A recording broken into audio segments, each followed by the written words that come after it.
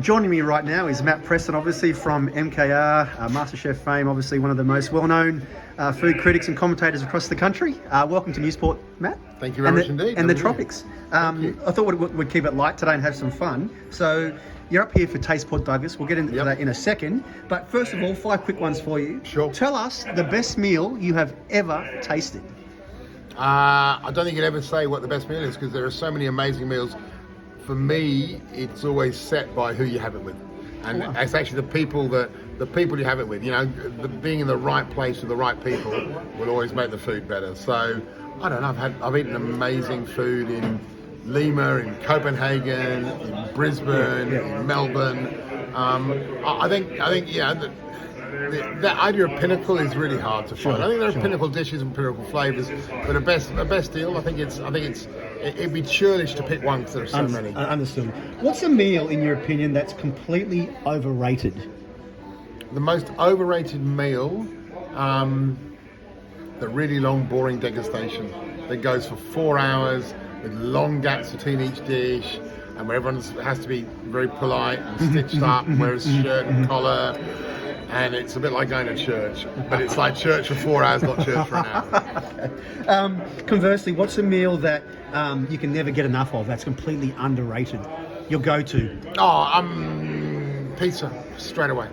Pizza. What type of pizza? Well, even bad pizza is good pizza. I mean, that's the first thing. So you might be somewhere in outback Queensland, and you'll go and have a really, the matchstick ham, and some pineapple Hawaiian, brilliant. Even if it's a terrible pizza, but then whether you're in Naples or whether you're in one of the great pizza places around Australia, I think it's the thing that delivers. I had a great pizza the other day, incredibly light, elastic dough, mortadella, fresh pistachios, and stracciatella cheese. So it was really fresh, really light, really bright, and it was like having the best sandwich you've ever had. Love it. Have a sip away then, Matt.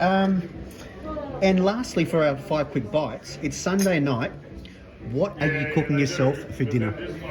Well, it's probably going to be one of two things. I think it'll be a toasty, and it'll probably be a bog standard cheese and ham toasty. It's hard to go past good cheese, good ham, and a toasty. I have as a kid, we used to have chicken noodle soup.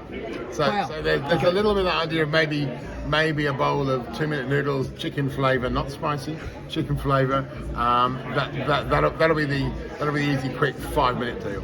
I didn't expect that to hear chicken noodle from Matt Preston, but okay, there we go. Very interesting. So, you're up here for our iconic Taste Port Douglas. Sure.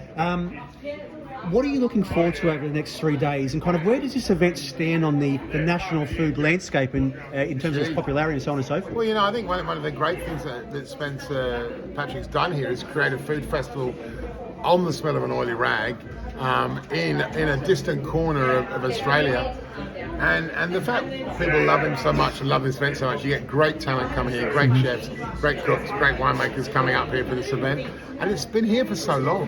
Since 2013. We've seen so many big festivals and far better funded festivals with large amounts of government money behind them fall over, and yet here we are at Taste Port Douglas, since 2013. Amazing, what's that? This is 10 years, 11 years. 2013, yeah. So it's the 11th year, which is fantastic. So I think that's a great credit. I love being up here. I love the vibe of.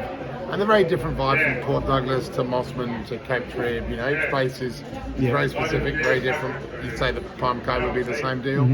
For me, the attraction is also playing golf. I love playing golf, and so being up here to play golf. And a lot of the guys you'll find here are mad keen golfers as well. Okay. So the golf got you up here, huh? So, no, Spencer got me up here, but the reason I was here last time was golf. Time before that was diving. So, but there's so much to do. Where do you find 2 World Heritage Sites butting up against each other, in the world, let alone Australia? So that's a massive attraction. Also the produce. In terms of stuff you can't find anywhere else, the red claw, the custard apples, the black sapote, which you don't find anywhere else. but also just that fun of just a food festival doesn't take itself too seriously. I'm a big fan that, you know, whether you're going to a good restaurant, whether you're going to your local corner point, whether you're having mates around, food should be fun. And I think this festival encapsulates that. And I think the banter between the guys that are up here, you know, the pleasure of catching up with old friends, that's also a huge attraction to the Taste of Port Douglas.